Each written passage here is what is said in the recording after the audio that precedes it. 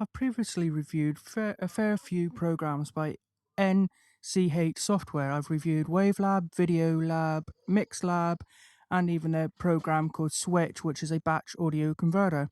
This time it's their video file converter called Prism. This is Prism Plus, and it's the licensed version. From the toolbar on the top left, we have Add Files, or add a whole folder of files, add a DVD, remove files from the list, play, convert, preferences. Then to the far right, we have share and just NCH Suite. This is get to their other programs you may have installed or to their website, and help to get to the help file. So let's start by looking at preferences. First off, we have the basic overwrite, which is just asking what do you want to do. Do you want to be prompted if the file already exists? Or if a file with the same name already exists, you want to overwrite that file? Do you want to not convert it all? Do you want abort file conversions? Do you want to append a number to the file name instead, or what? And the next tab is conversions. Under conversions, we have if source file format is the same as what you want an output to, should it convert it anyway, or should it copy that file directly to the destination folder instead, or not do anything? Do you want to delete the source file after conversion or not? Do you want to delete partially converted temporary files when you cancel a conversion? I'd recommend you have that ticked.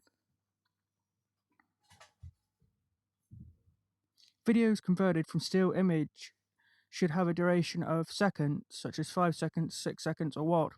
Errors. When converting, if errors are produced on any file, do you want to ignore the error and continue converting other files, or abort all the conversions? And decoder options. Do you want to use lossless transcoding where possible? It's an experimental feature. I'd recommend trying to use it, and if you get any problems, you can always turn it off. Do you want it to ask you to select an audio track when required or not? And DVD preferred language. What is your preferred language, such as EN for English? Then we have a general tab. Under general, we have conversion process. Do you want to run with lower priority? It's slower converting, but useful if you are trying to run a lot of other programs at the same time as converting. And how many number of simultaneous conversions do you want on the go at one time? Depending upon how powerful your hardware is, you may want to turn this down or raise it. I would probably go with 3. And duration of the preview in seconds. How long do you want the preview to be when you preview the file? And do you want to play a sound upon completion of conversions or not? Do you want to bounce a prism icon in the dock when the conversion finishes or not? Let's just hit OK.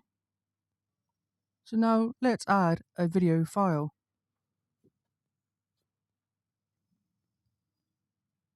I've added a h264.mov file.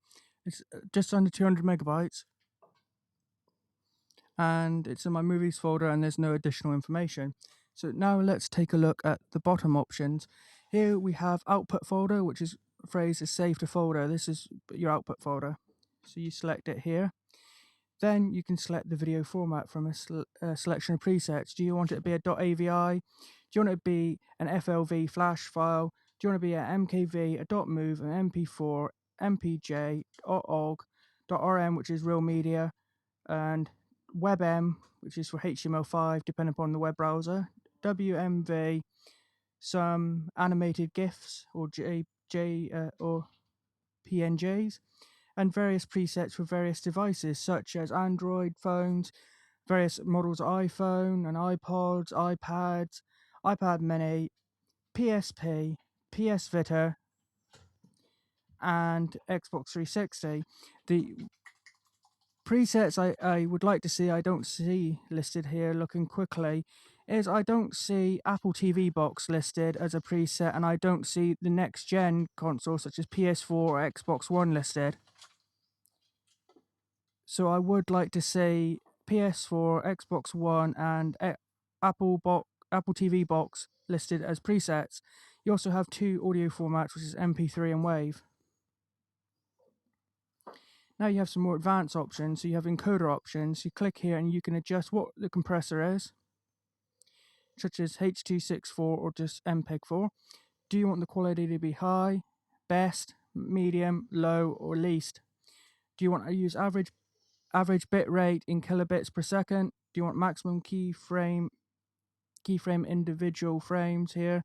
And do you want to select, which for some reason is not letting me, but do you want to select a different compressor for the audio, and what is its bit rate? By default on this .move it is 128 kilobits per second. Let's just okay that.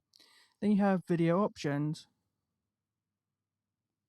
and it says that video options and effects cannot be applied when using lossless transcoding. It's only when you do full conversions. And you can select to resize and crop the image. You can constrain to aspect ratio such as standard 4:3 or widescreen 16:9 or not. And from video options, you can also limit the frame rate. So say it's 60 frames a second, you can limit it. You can limit it to instead 30 frames a second. Then we have effects, and it warns you again. You can adjust the brightness, contrast, gamma. You can apply a filter. So if we tick here, we can select black and white, negative, or sepia effect to add to the video. You can add text caption. You can rotate and flip. You can add a watermark to your videos, or edit a video, which is if you've got WavePad installed.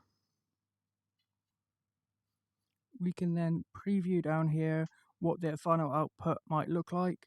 We can browse to an output folder and open, and then when we're ready and we've got all our files lined up, if we're doing more than one conversion, we can then hit convert, and it's warning that the Prism video file converter, the output file already exists. Do you want to overwrite? So I'll hit cancel.